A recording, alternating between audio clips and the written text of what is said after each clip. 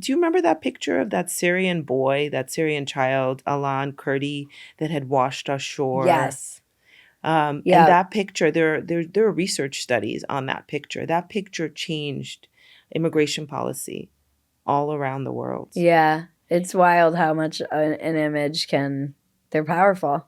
So powerful. Yeah, this is what last night at dinner when we were talking to your friend that he was saying there's just certain stuff he won't let into his brain Yeah. because it just sticks there. Yes. And I'm bad about that. I'll just like gorge on all of it because I have a problem, like I'm an addict or something. And I'll just like, my husband's like, pull your, post October 7th. I just was like, he's like, pull yourself away. There have been moments like where I feel like I go into these, I don't know, ever since like 9/11 actually. It's very reminiscent of 9/11 where I just could not tear myself away from all of the images that were coming out. And I find myself in these like media like K-holes, where I'm like just like sucked into it and can't get out. And luckily I have people around me who can pull me out and say this is not healthy. Don't like take all of these images in. And you see it even on like TikTok with the younger kids with all of the images of Palestinian kids, often not even Palestinian kids, often Syrian kids, but the dead kids imagery that we are it was just starving kids when I was growing up, and now it's dead kids. Right. And it is like you open X sometimes and you're like, this site is like a fucking snuff film. Well, exactly. Well, I mean, it's interesting. So I interviewed a psychologist, an addiction specialist named Nicholas Carderas. He actually, I think, is based in Austin and in the Hamptons in New York and has clinics around the country.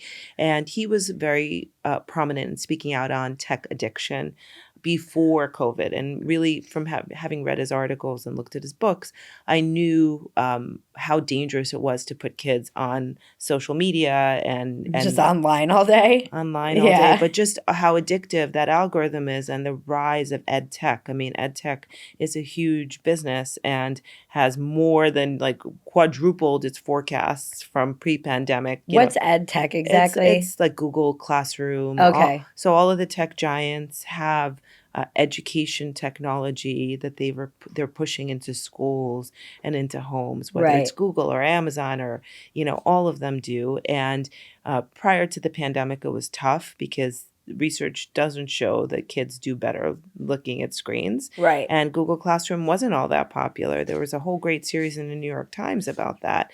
But after the pandemic, I think we normalized all of that. That was like the gateway drug, Zoom, and et cetera. And now many kids in public school from a very early age, like from kindergarten, have iPads, which is not healthy for them. And it's better for them to learn to write and to read on paper. And it's better for their eyes and their brains. But hey, it's not very profitable. Paper and pen are cheap products. And Nicholas Carderas was talking about tech addiction. He wrote several books, one of them called Glow Kids. He writes for the New York Post occasionally. So I interviewed him for the film. He's in the film. He's a fantastic thinker and speaker. And he was talking about the fact that, I guess maybe 5 or 6 years ago, he was called in as a forensic psychologist in Florida to analyze an 18-year-old boy who had beheaded a mom and her son.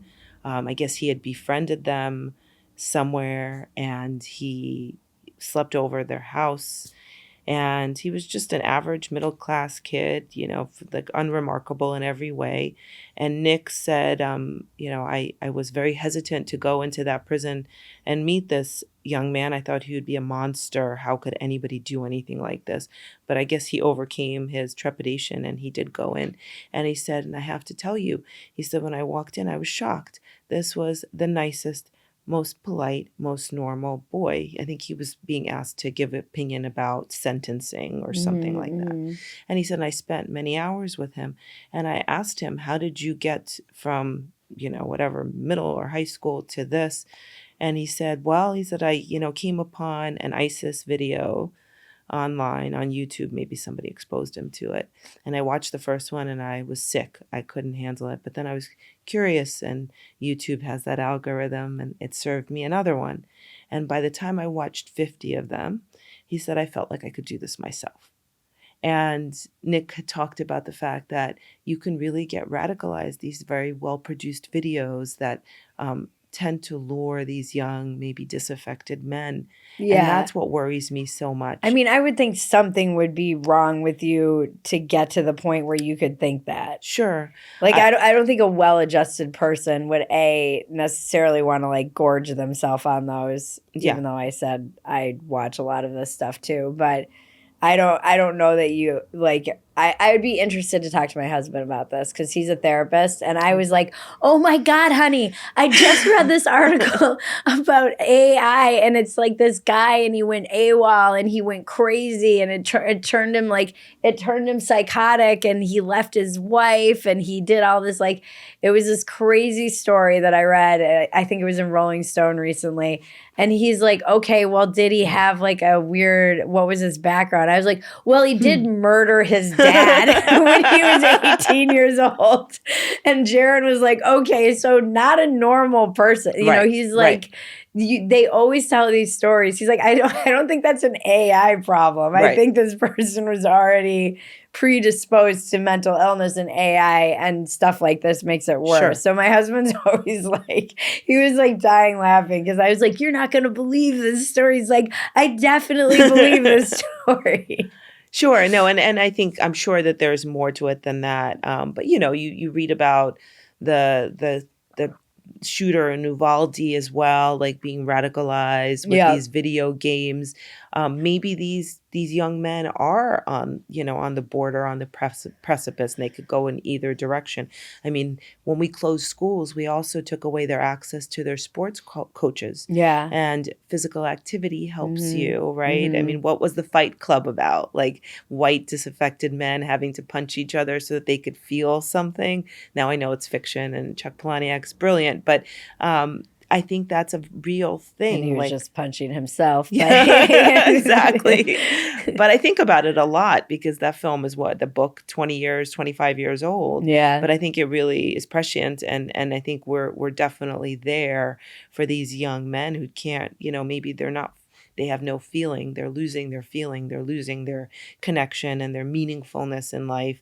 And I'm not saying everybody's going to go and commit these horrible, violent, horrible murders, but I think watching that and desensitizing yourself to it is not a good thing. No.